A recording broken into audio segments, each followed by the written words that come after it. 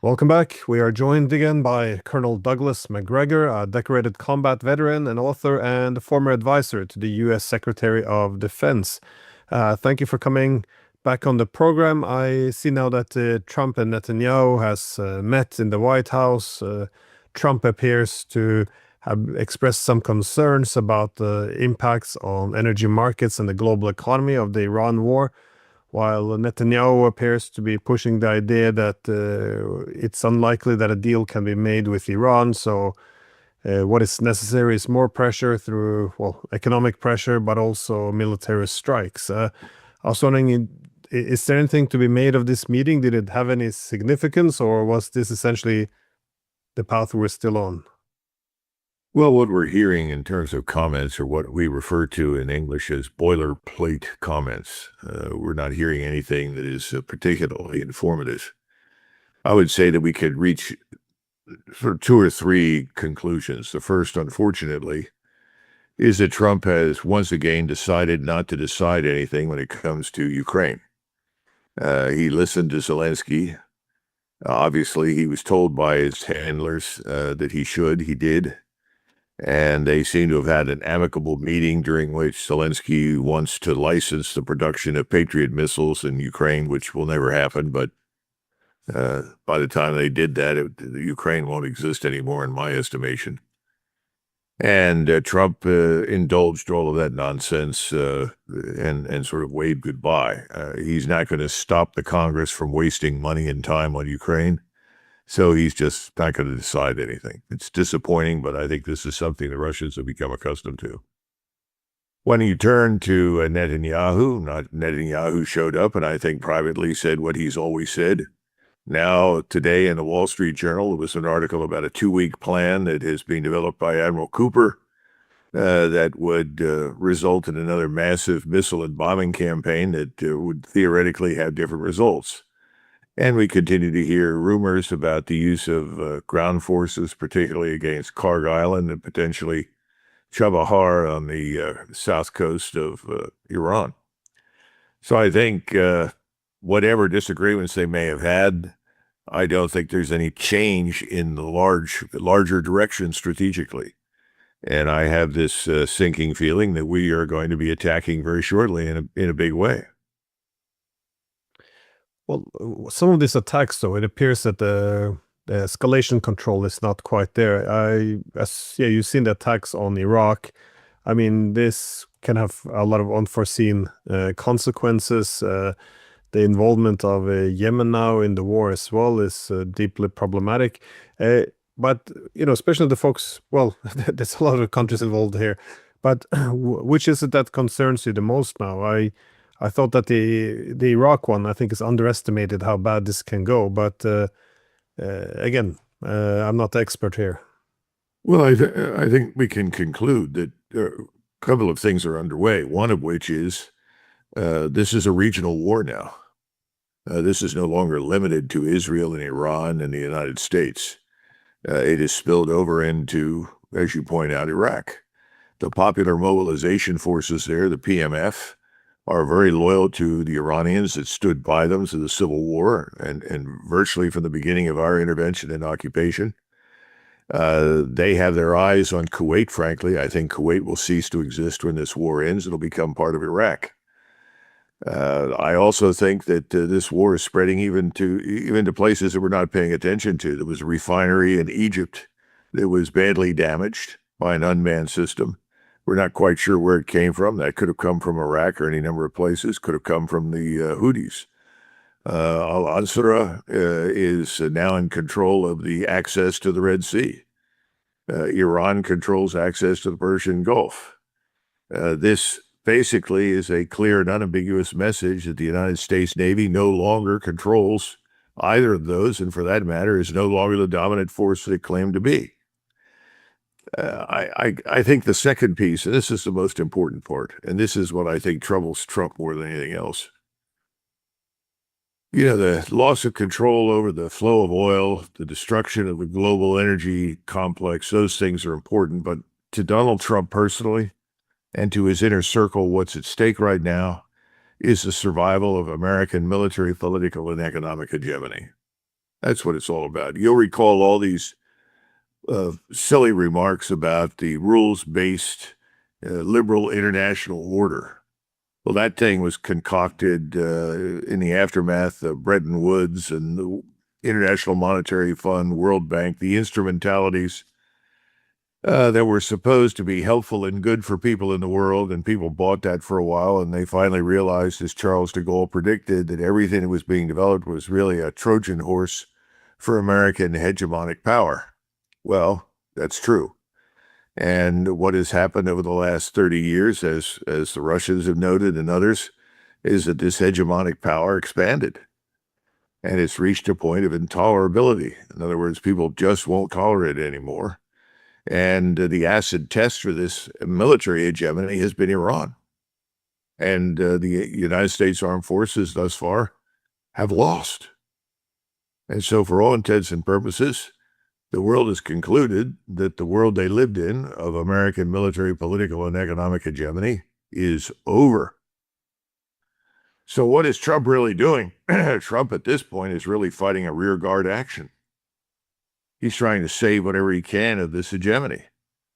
The reason he went back to war after signing the MOU is that he finally realized, look, the MOU is unambiguous surrender of U.S. military hegemony. I can't afford that. I can't allow it to happen. Now you have all sorts of people saying, well, if this is allowed to stand, if we cannot defeat Iran, then others will challenge us. And years ahead, we will be targets. Iran will strike us, and all this kind of crap. The possibility that most of the world will get on with itself, especially in the Eastern Hemisphere without us, doesn't seem to occur to anybody. We are now continuing to weaponize our economy, our financial system, sanctions upon sanctions directed at China, sanctions upon sanctions directed at Iran or directed at Russia, anybody that we don't like who challenges us. It's a dead end, Glenn. So I think we are rapidly approaching a turning point. Now, whether it's a turning point or we're just reaching entropy, I don't know. But if you look at the Russians right now, contrary to what people are saying in the West, they are advancing. And the Russian military is stronger today than at any time since the 1980s. More and more forces are being mobilized, trained, and equipped. And the Russian forces are now effectively blockading Odessa and Mykolaiv ports, shutting that off, turning what remains of Ukraine into a landlocked area. And Kiev is justifiably concerned that these so-called fortress cities are going to fall shortly. And that effectively opens the path to Dnipro, Kharkov, and Kiev.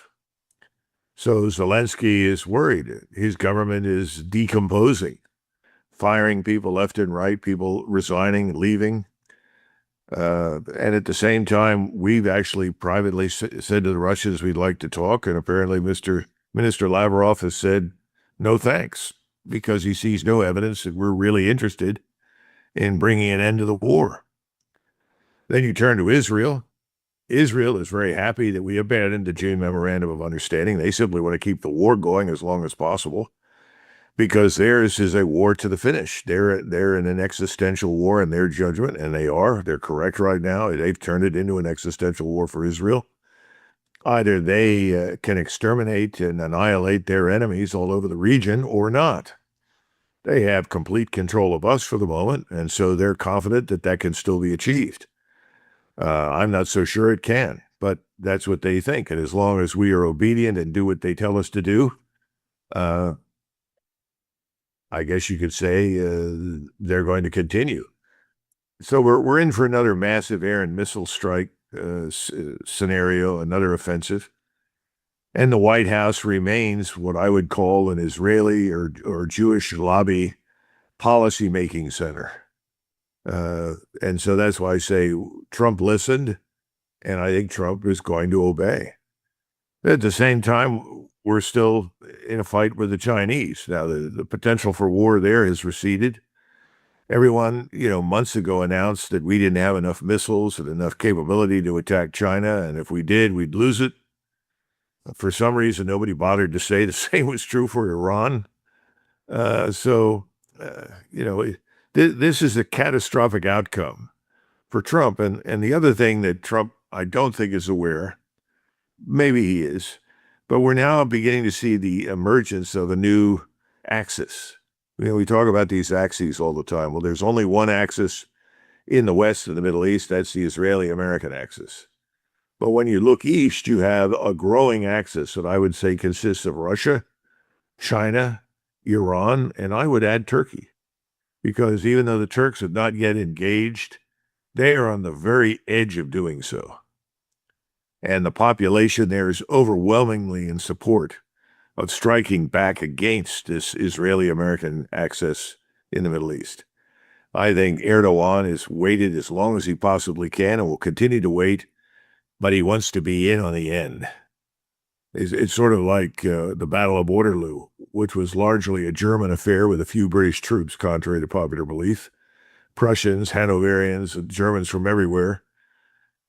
And of course, the British. And then suddenly at the end, imagine the Austrians and the Russians and others showing up. Well, I think that will be Turkey at the end of this thing. Because Iran had to do two things. The first was survive. It's done that. It's demonstrated it cannot be destroyed. And it's going to continue to attack because the second goal for Iran, having survived, and they weren't sure that they would. They spent 20, 30 years preparing, but they were never completely sure. Now they know they're going to survive, is to drive the American military presence completely out of the region. And that's going to happen because we can't protect our own bases, let alone any of our partners. So that's going to be achieved. And at that point, this new axis that I just described is going to dominate. It's going to dominate the Middle East. It's going to dominate Eastern Europe, perhaps Western Europe, because people in Western Europe are looking at this and saying, well, why should we sign up for the United States? It's no longer the leading economic power. It no longer has the same political influence. Financially, it's brought us to ruin. We're part of this Western scam, recirculate all the dollars back through New York City, fund our massive debt so that we can continue to live well. Europeans are saying, what are we doing this for? And then finally, there's the military dimension. Europeans are beginning to question their governments because they're unsure about this Russian threat. And they should be unsure about it because it's not real, as we know.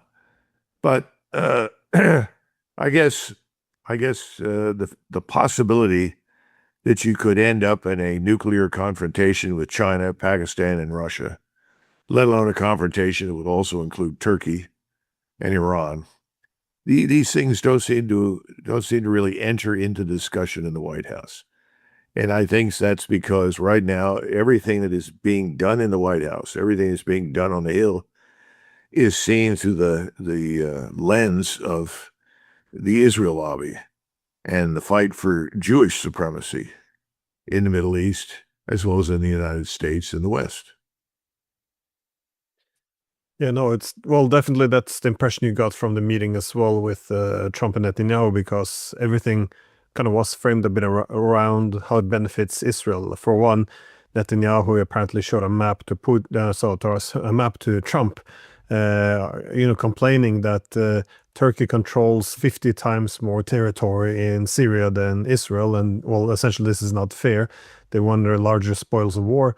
And also with this nuclear deal between the United States and Saudi Arabia, Trump had apparently reassured Netanyahu that this would depend on Saudi Arabia normalizing relations with Israel. But again, this would put some proliferation pressures on Iran as well. So it looks as if a lot of poor decisions are being made to serve Israel. But how stable is now the situation for the Israelis? Because there's a lot of this reeks of desperation. Well, of course it does. It's kind of interesting, though, because it's very reminiscent of the meeting in January of 1941 between Molotov and Hitler in Berlin. Molotov requested the meeting and came in with Stalin's demands. Not Stalin's recommendations or requests, Stalin's demands. Stalin demands control of the Bosporus, control of the Dardanelles. Stalin demands control of these areas in Romania and Bulgaria that adjoin the Dardanelles. Stalin demands control of Finland, you know, and Hitler sort of sat there and said, my God, these people are crazy. They're threatening the whole world. And it was a very unsatisfactory meeting. Now, subsequently, some smart people on the German general staff tried to make the point that let Stalin do what he likes. If he does that, he'll be at war with the British Empire and everyone else because they can't accept these things. And that would work to our advantage. But foolish Hitler said, no, we have to defend civilization, the West, against the Soviets. Imagine that. The rest is history. You got a war. The problem I have with this meeting that you're just describing is Zelensky and Netanyahu are joined at the hip. They're both supported by the same groups of people. You know, let's be frank, the same groups of people that want to essentially denude the populations of the Middle East of Muslim Arabs and Christian Arabs and replace them with Jews are the same people that want to do something similar to Russia. So they are backing the Ukraine mess. And the bad news is that we don't seem to want to recognize that, and we're not willing to stand up to it because those same forces own everyone. Literally. I mean, how do you turn to people that have given you hundreds of millions of dollars, who have enriched you, who've helped you to win elections, who've kept you in power, kept you in office, even though their policies, many of them are really distasteful, both domestically as well as in foreign policy? I don't know. But I fear that this meeting is going to lead to a widening of the war, just as the meeting in January of 41 led to catastrophe. I think these meetings in Washington did not solve any problems. It didn't take us off the path of disaster. It's keeping us on it. And all we have to do is look at the global energy complex and look at the global economy, and we know that all of those things are plunging into the abyss. You know, people here in the United States, and I think in Europe, don't realize we haven't even begun to feel the effects of the disrupted energy complex. It's going to get a lot worse. I look at the situation in Germany. VW is essentially committing Harry-Kari. It's on a suicidal path. I don't know how the German government can survive. This is a bad situation. And instead of leading us out of it, which is what Washington under Trump was supposed to do, we're marching right into it. So I don't, it's not so much that Trump is making any decisions. It's his failure to make the right decisions and extending these policies that will bring disaster to us and to Europe and to the Middle East. Well, on that topic, though, the energy crisis, again, this is something that Trump brought up in his meeting with Netanyahu, but he also cited a concern about energy and global economy as the reason why he signed the MOU, which he then walked away from, well, pretty much as he signed it. But now, of course, the issue of Hormuz has not been solved. It's not going to be solved, it seems. We can add the Red Sea on top of this just to make it even more complicated. And we see these Saudi energy facilities being struck. And, well, you can add a lot of other crises on top of there. But energy prices don't seem to reflect the dire realities that you speak of. Again, I'm not contesting what you're saying. I'm just trying to make sense of how to understand the energy price, because it doesn't really make much sense. We can watch on TV the energy fields in Saudi Arabia burning at the same time. The oil prices are dropping. I'm just wondering, how do you make sense of this?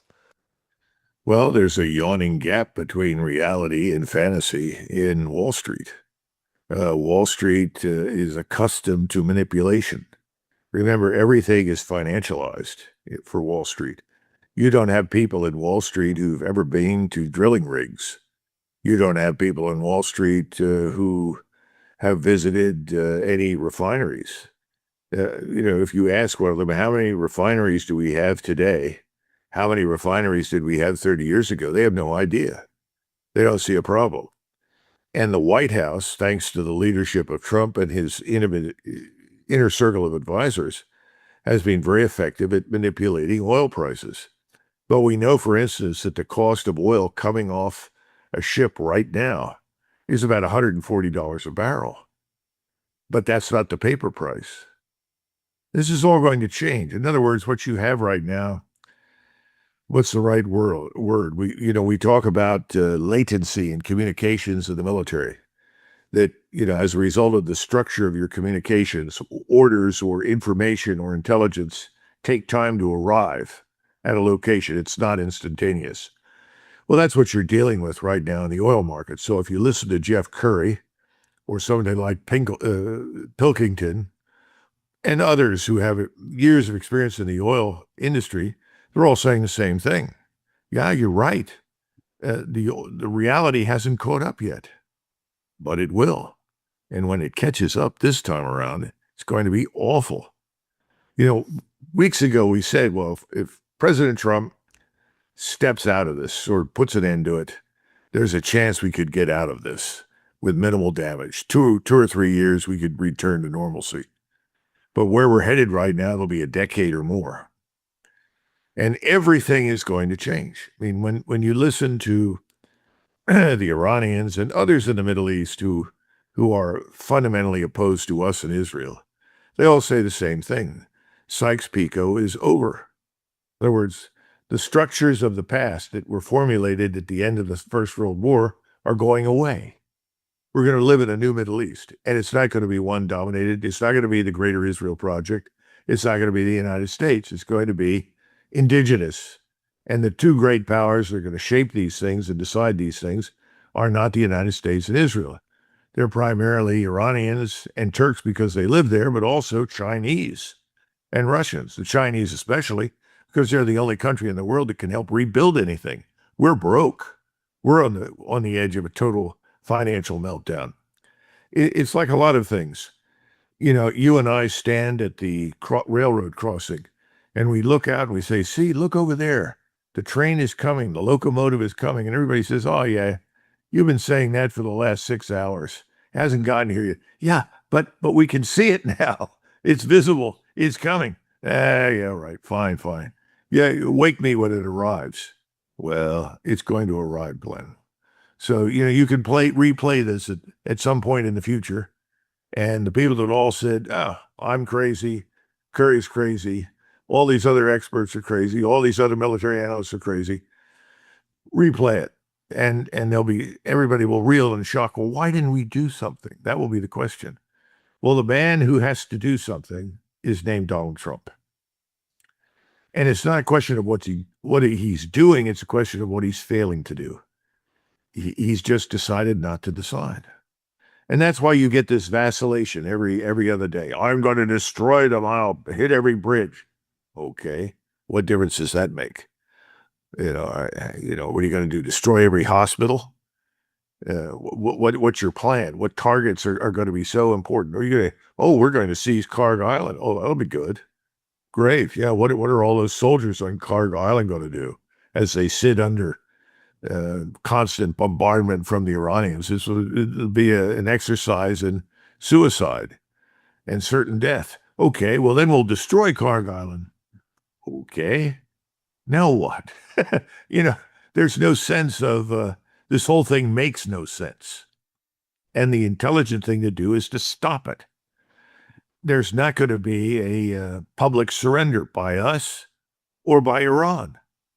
He's just going to have to disengage. And he will. He'll disengage. But not until the 11th hour and not until it's too late. And only when the economy here at home is awful and is really profoundly affecting everyone in Washington. That's coming. It's absolutely certainly coming. So I don't know what to tell you, except that President Trump does not fully appreciate the limits of American air and naval power. He never understood that our military power was always structured for relatively short campaigns against opponents like Afghanistan's, Iraq, Syria, Africa, people without air and missile defenses, let alone operational strike capabilities in the form of ballistic missiles. So, in addition, we have to operate at a very long logistical support system, and that's very fragile. And that's one of the reasons we're in a pause right now. So this is not a new problem. We've been dealing with this, contrary to popular belief, since the Bush administration in 2001. But that's where we are. And Trump has never understood it. And he's now going to pay a terrible price for it, I predict, politically.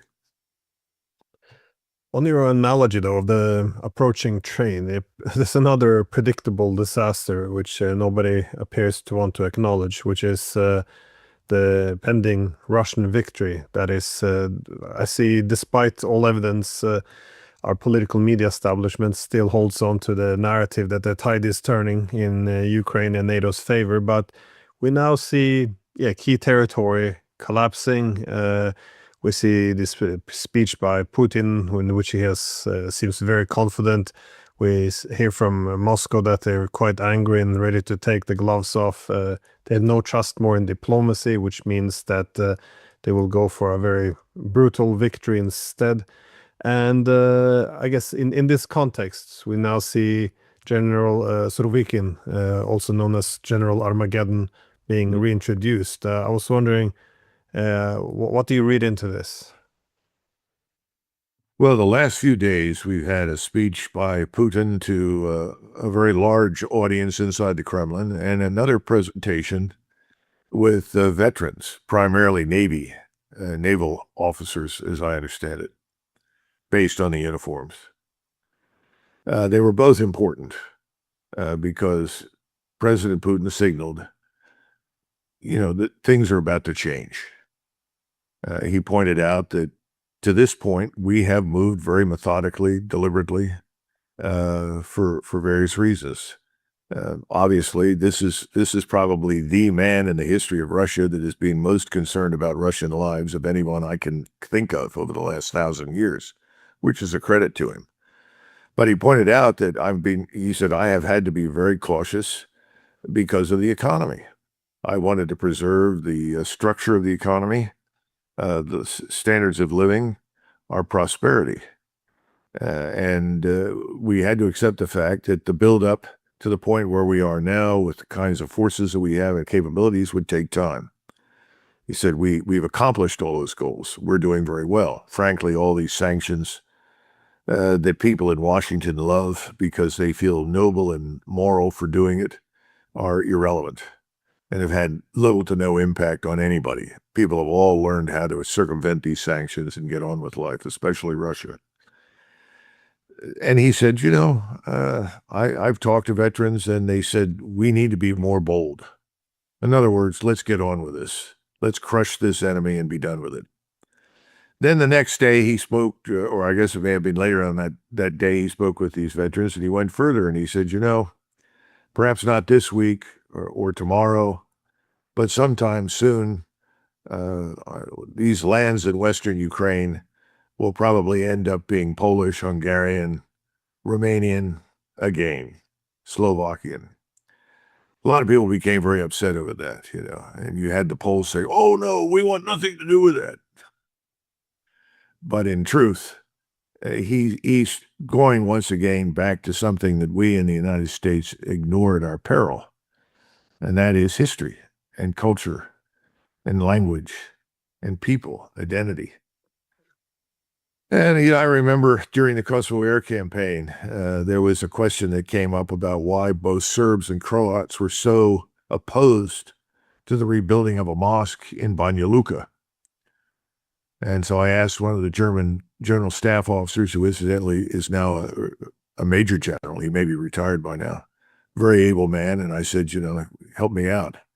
I don't have time to research this myself, find out what the issue is. And he did, came back, wrote a very short paper, only a couple of pages long, handed it to me the next day, and sure enough, it turned out that the Banja Luka Mosque had been erected with the money that the population of Eastern Slavonia had collected to buy back the head of an Austrian nobleman who had commanded the defense of Eastern Slavonia against the Turks.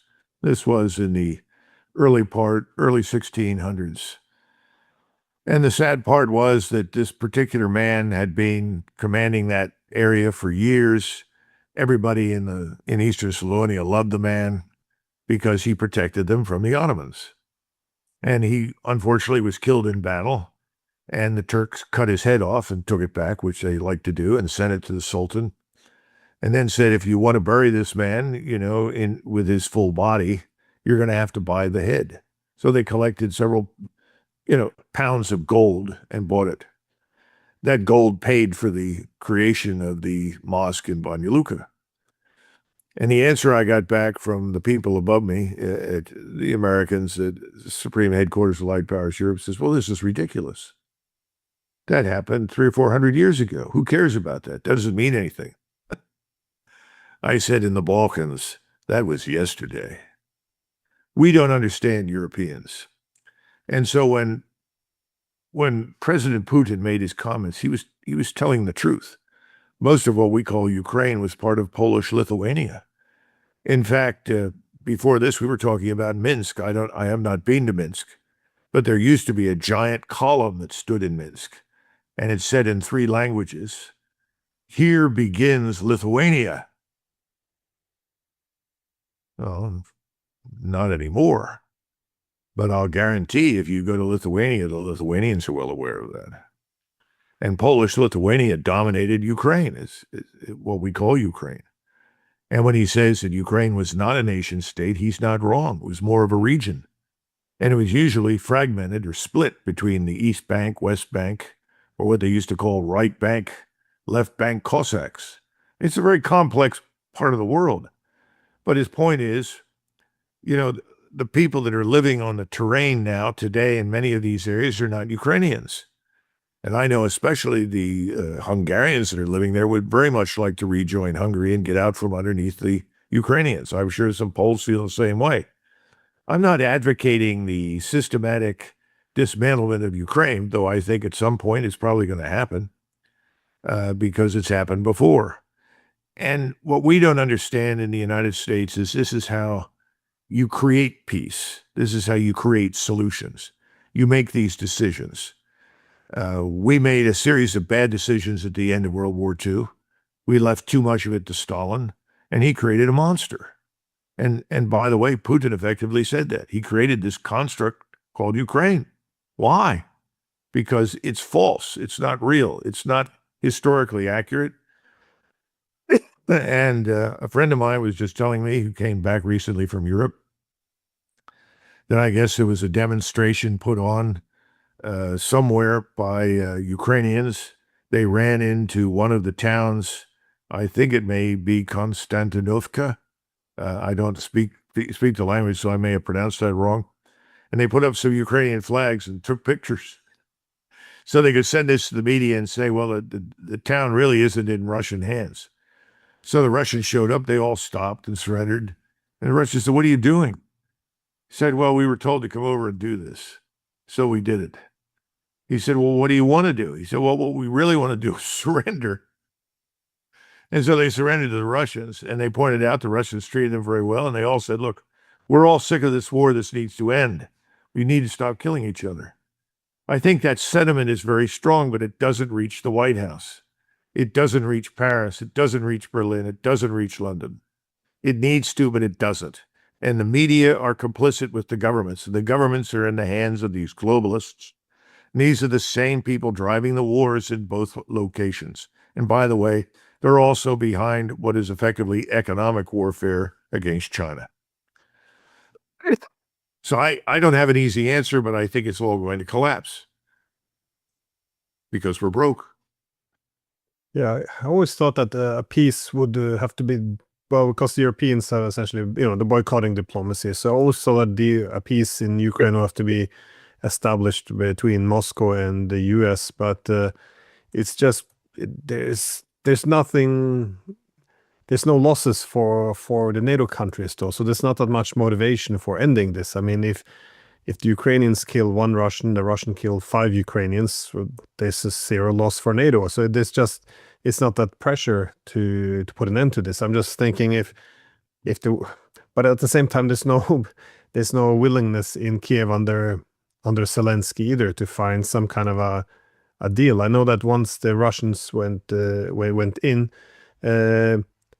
in 2022, within the first few days, Zelensky had agreed to meet with the Russians to discuss neutrality. He had made his points that we also perhaps need a deal that recognizes Russian security interests, things which would be unthinkable to discuss today.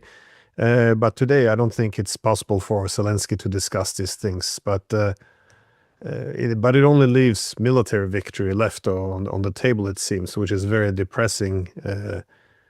Yeah, I don't know. I still think if anyone would have told me 20 years ago that Ukrainians and Russians would be killing each other in the hundreds of thousands, it would be very hard to believe this. But if we take a step back, you mentioned before that Sykes-Picot is over. That will be a new Middle East. How do you look at it in terms of Europe, though? Because as this is over, we see now Russia, it's not over yet, but we will see Russia, China play a very different role. The Europeans and Americans will probably be a bit more fragmented. At least the political West won't look like it did in the past. How do you see essentially the world being shaped by these wars? I think we and the Europeans are going to have to turn inward and focus on all of the terrible problems that we have created for ourselves inside our own societies. And I know that very few people look at things from that standpoint. Nobody likes to say we are the authors of our own destruction, but we're all going to have to look at the policies of the past 30, 40 years that have brought us to this point in time. Now, the Europeans are going to have to deal with all these vast numbers of unwanted migrants, people that came in starting in 2015 that the Europeans were never asked about. They were never consulted. There was no plebiscite. Now they're stuck. And it gets worse with each passing day. We now have demonstrations in Spain over a recent decision to admit more people that the Spaniards do not want in their country. I think this is going to have to be addressed. And we have a similar problem in the United States. Millions have streamed into our country under Biden and under some of his predecessors, but certainly what happened under Biden was unprecedented. Those things have to be dealt with, and those pose existential questions for us and our societies. What do we want? I mean, somebody talked to me the other day, he said, Doug, the problem is we have tried to get Americans to focus on all of these unnecessary wars, interventions overseas for many years by identifying whatever we were doing with human rights and democracy. He said, you and I know that's all nonsense. I said, of course. He said, Americans are beginning to figure it out. They now know that they were essentially deceived, lied to. I think Europeans are going to reach the same conclusion, and I think you'll see something in the West on the scale of the revolutions of 1848. Now, those revolutions did not achieve their aims because at the time the governments were strong and they didn't have to make many compromises, and they could use the armed forces and the police against the people. This time around is going to be tougher. The governments are not strong, and I think that's another reason why the wars overseas receive so much attention. If they can create the perception of conflict and crisis, that keeps them in power, extends them in power. How long can you live in a country like Germany, which has been a leader in the world in scientific industrial terms and built, in my judgment, a very successful and fabulous society after World War II? You can't expect that to be destroyed and no one to do anything. But there's another aspect, and you sort of pointed to this earlier. Something given has no value. If you don't earn it, you don't appreciate it. The people that rebuilt Europe after World War II in Germany, they understood what they were doing. They appreciated the criticality of the task in front of them, and they were devoted to their country, and they rebuilt it. They've passed. They're gone in overwhelming numbers. The people that are there now are the beneficiaries in many respects of what was done, but they've also become the victims of dumb policies, destructive policies, some of which they voted for and some of which they did not. Now they have to deal with reality, but they didn't build it. They're just living in it. Now they know how important it is, how they must now fight for it if it is to survive. And I think that's true all over Scandinavia. I think it's true everywhere. It's true in the United States. My generation built nothing. It consumed. Well, the consumption is about to end. So the building has to begin. We're going to have to build something new because what we built in the past is no longer applicable to our needs today. That may be true in Europe as well. That's why I think these wars, these conflicts will end for reasons of finance and economics more than anything else. And I'm not demeaning or disparaging the achievements of the Iranians, for God's sakes, who had stood up successfully against enormous military power. Nor am I disparaging the Russian military achievement. I'm simply saying that inside the West, the United States and the West, I think it's going to happen to some extent in Japan and Korea. Korea just shut down its stock market yesterday. That's just the beginning of emergencies that we're going to face in the future. You're going to see bank runs. You're going to see all the things that we've seen in the past and worse. But these things we'll have to deal with internally will suddenly make everything that's happening beyond our borders irrelevant. Yeah, no, that's a good point. The external conflicts do distract us now, but again, that fits in with what you said before about this train collapse, because the economic crisis, it can't really be avoided anymore. But and I think anyone taking a serious look at the economy, debt levels, energy problems, across the board, recognize that this is not sustainable. It's going to come to, it's going to crash. But as you said, people don't seem to want to hear of it until the crisis is actually here. But do you see a timeline here, or what indicators are you looking at in terms of when this crisis will hit? Well, I sat in a discussion the other day with some very bright people talking about AI. And they were talking, these are people involved in the technology, not people selling stock. And they were talking about the bubble that's about to burst. And they pointed out nobody seems to understand that AI consumes enormous energy. Where's the energy coming from? And if you want to build, you have to have credit. You've got to be able to borrow. Well, cheap credit and cheap energy are inseparable. And those two things have been the foundation for our economic expansion on the North American continent, I would argue, for over 100 years. So where do we go when we don't have it? When energy isn't cheap and credit isn't cheap, everything stops. We have to start over. So I think that's coming. Timeline, I think we'll know by Christmas. We'll see a lot of these things come to fruition this fall. And from that point onward, it's just going to get worse for a while.